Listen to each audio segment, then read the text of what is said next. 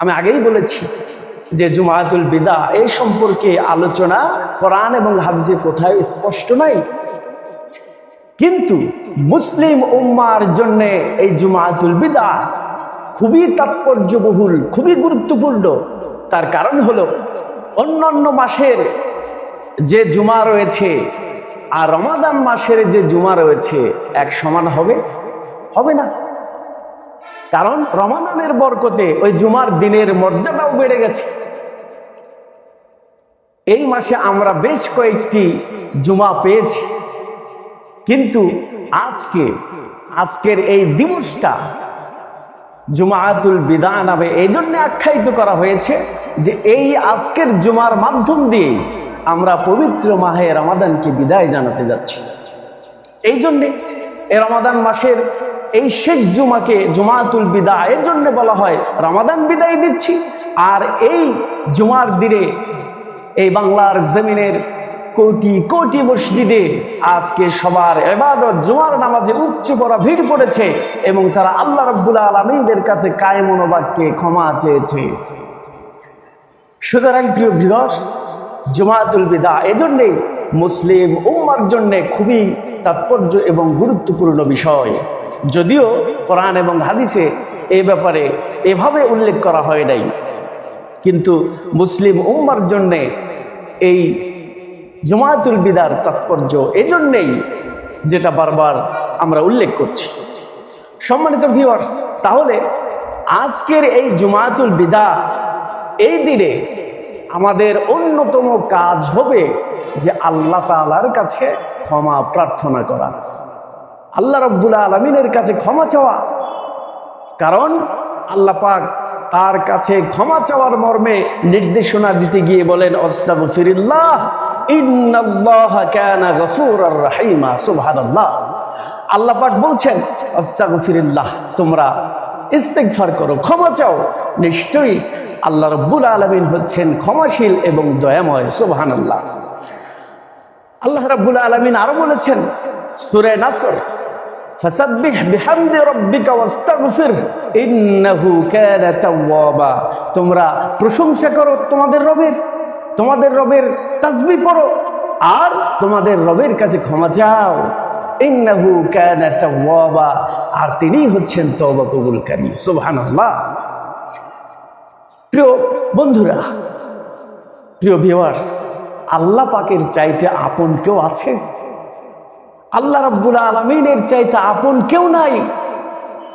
আপনার আব্বা আম্মা সহ সবাই তাদের কাছে যদি ভুল করেন, তারা কিন্তু মনে মনে চাইবে আমার কাছে আগে ক্ষমা চাক, তারপর আমি মাফ করব।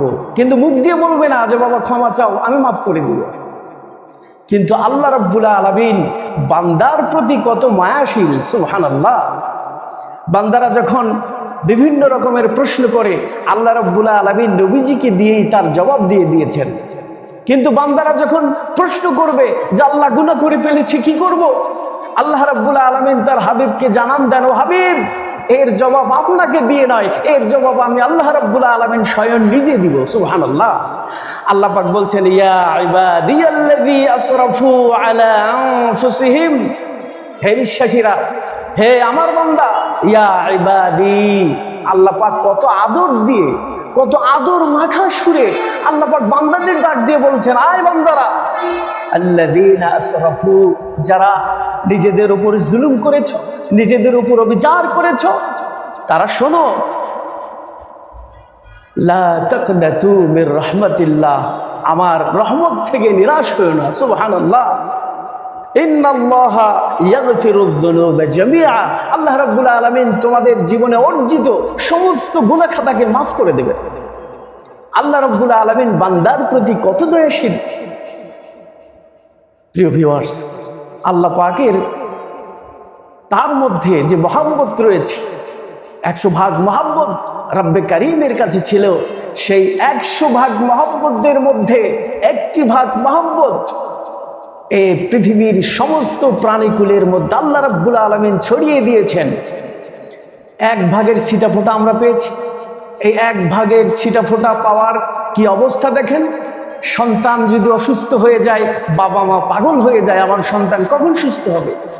সন্তানের যদি আব্বা মরে যায়, মা মরে যায়, সন্তান পাগল হয়ে যায় যে আমার আব্বা আম্মা চলে গেছে। কি ব্যথা, কি অনুভব, কি কষ্ট, হৃদয় নিংড়ানো অবস্থা সৃষ্টি হয়ে যায়, হৃদয়টা ব্যথায় কাতর হয়ে যায়। এই যদি হয় 1/4 ছিটাফোঁটা পাওয়ার মহাব্বত, আর আল্লাহ রাব্বুল আলামিনের কাছে রয়েছে 99 ভাগ মহাব্বত, তাহলে সে আল্লাহ রাব্বুল আলামিন বান্দাকে কত ভালোবাসেন। সুবহানাল্লাহ। আপনি জিনা করেছেন, সমস্যা নাই। আপনি সুদ খেয়েছেন, সমস্যা নাই। আপনি হাজারো অপকর্ম করেছেন, সমস্যা নাই। রাত্রিবেলায় 2টা সিজদা দিয়ে আল্লাহ রাব্বুল আলামিনকে বলেন, আল্লাহ আমি জিনা করে ফেলেছি, মাফ করে দাও। বান্দার চোখের পানি নাকের ডগায় আসার আগ পর্যন্ত, নাকের পানি যখন চোখের পানি যখন নাকের ডগায় চলে আসে, অথবা মাছির যে মাথা রয়েছে সেই মাথা পরিমাণ পানি যদি চোখের কোণায় জমা হয়ে যায়, আল্লাহ রাব্বুল আলামিনের রহমতের দরিয়ায় ঢেউ উঠে যায়। সুবহানাল্লাহ। আল্লাহ পাক বলেন, বান্দা আমি সহ্য করতে পারি না, আমি তোমার তামাম জিন্দেগীর গুনাহ তখনই মাফ করে দেই। সুবহানাল্লাহ। সুতরাং হতাশার কোনো কারণ নাই। আজকের এই জুমাতুল বিদা তথা কুদস দিবসে অবশ্যই আমাদেরকে আল্লাহ রাব্বুল আলামিনের কাছে কায়মন বাক্যে তওবা করতে হবে, ক্ষমা চাইতে হবে। আল্লাহ রাব্বুল আলামিন আমাদের তৌফিক দান করে দেন। আমিন।